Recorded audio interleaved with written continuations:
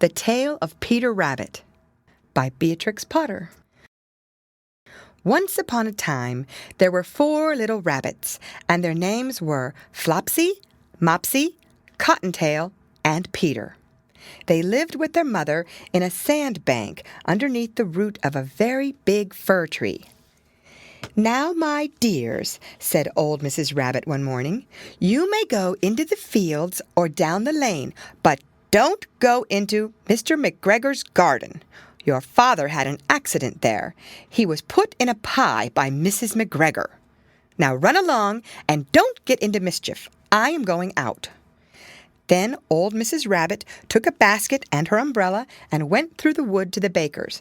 She bought a loaf of brown bread and 5 currant buns. Flopsy, Mopsy, and Cottontail, who were good little bunnies, went down the lane to gather blackberries. But Peter, who was very naughty, ran straight away to Mr. McGregor's garden and squeezed under the gate. First he ate some lettuces and some French beans, and then he ate some radishes. And then, feeling rather sick, he went to look for some parsley. But round the end of a cucumber frame, whom should he meet but Mr. McGregor? Mr. McGregor was on his hands and knees planting out young cabbages, but he jumped up and ran after Peter, waving a rake and calling out, "Stop, thief!" Peter was most dreadfully frightened. He rushed all over the garden, for he had forgotten the way back to the gate. He lost one of his shoes among the cabbages, and the other shoe amongst the potatoes. After losing them, he ran on 4 legs and went faster, so that I think he might have gotten away altogether if he had not unfortunately run into a gooseberry net and got caught by the large buttons on his jacket. It was a blue jacket with brass buttons, quite new. Peter gave himself up for lost and shed big tears, but his sobs were overheard by some friendly sparrows who flew to him in great excitement and implored him to exert himself. Mr. McGregor came up with a sieve, which he intended to pop upon the top of Peter, but Peter wriggled out just in time, leaving his jacket behind him, and rushed into the tool shed and jumped into a can. It would have been a beautiful thing to hide in, if it had not had so much water in it. But Mr. McGregor was quite sure that Peter was somewhere in the tool shed, perhaps hidden underneath a flower pot. He began to turn them over carefully, looking under each. Presently, Peter sneezed. "Achoo!" Mr. McGregor was after him in no time, and tried to put his foot upon Peter, who jumped out of a window, upsetting 3 plants. The window was too small for Mr. McGregor, and he was tired of running after Peter. He went back to his work.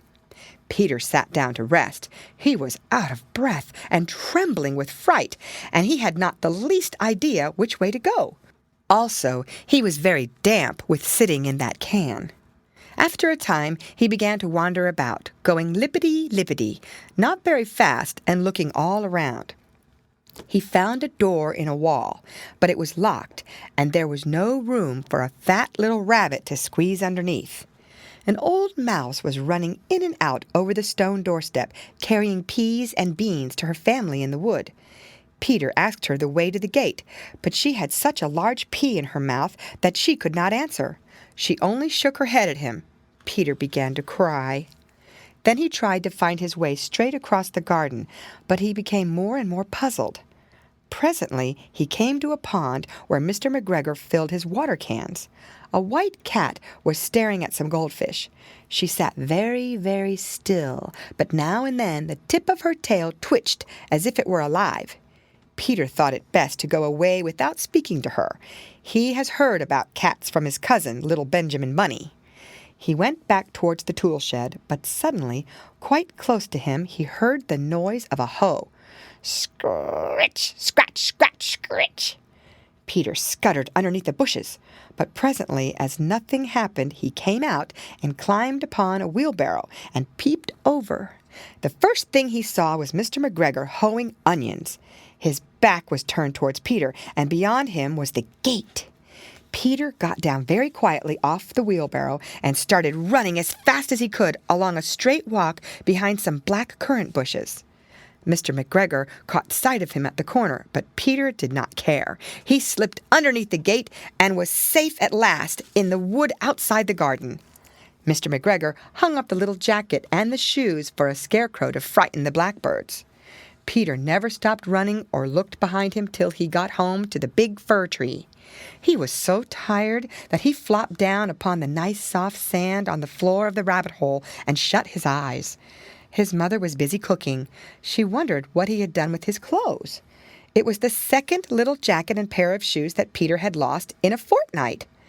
I am sorry to say that Peter was not very well during the evening. His mother put him to bed and made some chamomile tea, and she gave a dose of it to Peter.